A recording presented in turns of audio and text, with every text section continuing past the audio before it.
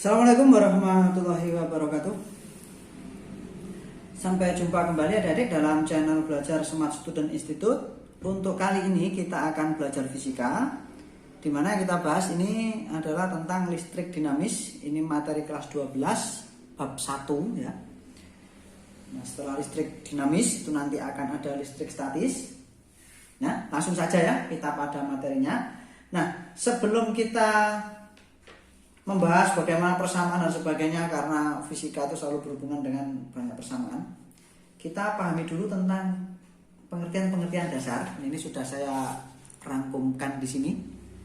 Nah, ini sebagian kecil ya. Nanti tentunya supaya lebih banyak pengetahuan tentang listrik ini, tentunya kamu harus banyak mencari sumber lain dari bacaan dan sebagainya, itu sangat penting. Nah, di sini ini untuk listrik sendiri, itu pengertiannya apa? Pengertian dari listrik itu adalah fenomena fisika yang berhubungan dengan kehadiran dan aliran muatan. Nah, di sini tentunya muatan listrik ya. Nah, karena di sini nanti kalau kita bicara listrik itu selalu nanti akan ada yang kita sebut dengan muatan positif, muatan negatif, gitu ya.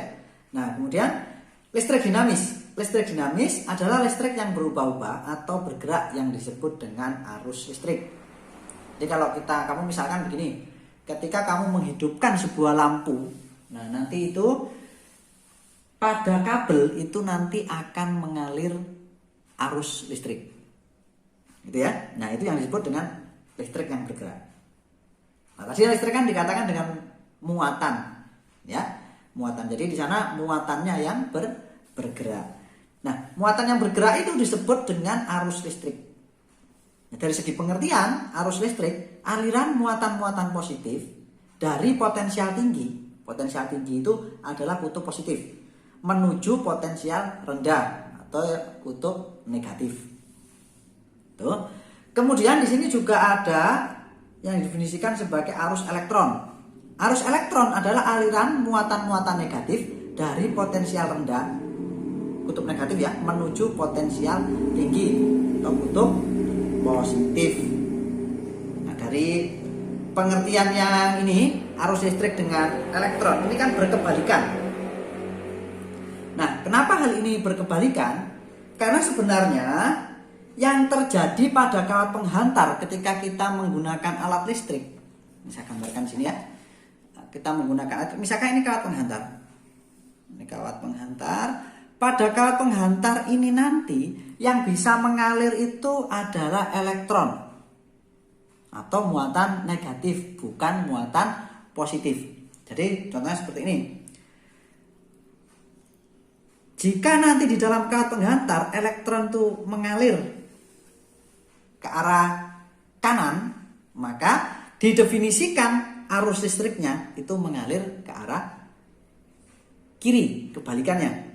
Ini arus listrik. Ini arus elektron. Jadi kejadian sebenarnya pada kawat penghantar itu adalah elektron yang mengalir, bukan muatan positif. Ya, jadi adalah muatan negatif, bukan muatan positif. Kenapa di sini kalau didefinisikan muatan positif? Nah, mendefinisikan muatan positif itu adalah kesepakatan daripada para ilmuwan ya, tentunya dengan tujuan yang mungkin salah satunya agar perhitungannya itu nanti lebih mudah. Karena kalau kita gunakan negatif itu akan menjadi rumit, gitu ya. Nah, untuk lebih paham lagi ya, nanti begini, di dalam penyusun kawat penghantar itu kan tersusun dari atom-atom tentunya ya. Atom itu memiliki inti dan memiliki kulit. Nah, pada inti itu ada muatan positif. Nah, misalkan gini, ada muatan positif, ada yang netral. Yang muatan positif disebut proton, kemudian yang netral disebut dengan neutron. Kemudian di bagian kulit itu ada muatan negatifnya. Sekarang kalau kita gunakan logika sederhana, misalkan kita berbaris antar teman, berbaris ini membuat lingkaran, ada yang di luar, ada yang di dalam, gitu ya. Nah, ini berbaris.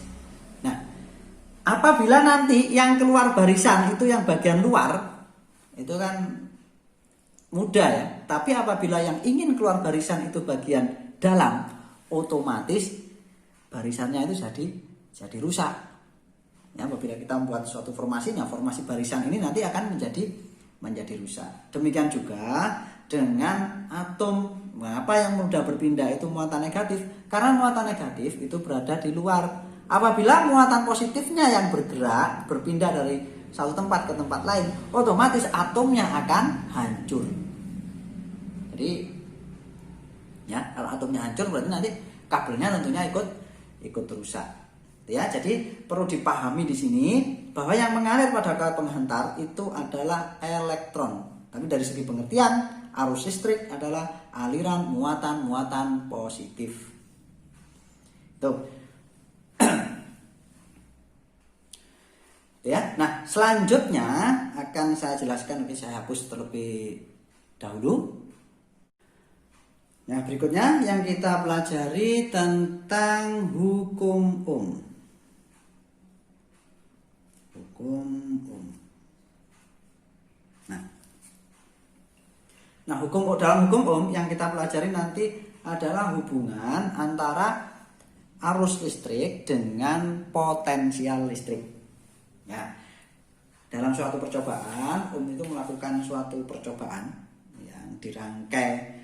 Ini kira-kira seperti ini ya. Ini misalkan lampu, kemudian dihubungkan di sini ampermeter. Ampermeter ini untuk mengukur arus listrik. Kemudian ini baterai. Ya. Nah, selanjutnya ini dirangkai seperti ini. Ya, ini lampunya ya.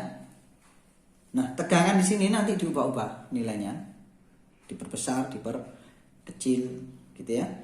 Nah, selanjutnya di sini diukur juga beda potensial.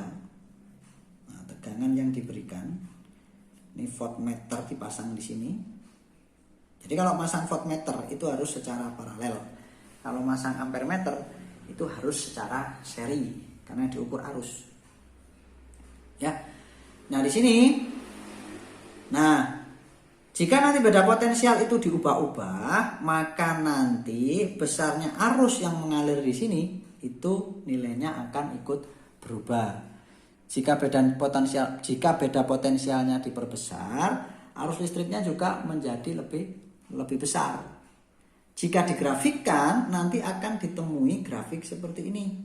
Misalkan ini tegangannya ya, V, voltase. Kemudian ini arusnya. Nah, ini I, dilambangkan I. Nah, nanti akan didapatkan grafik yang seperti ini. Nah, grafiknya itu berupa garis lurus.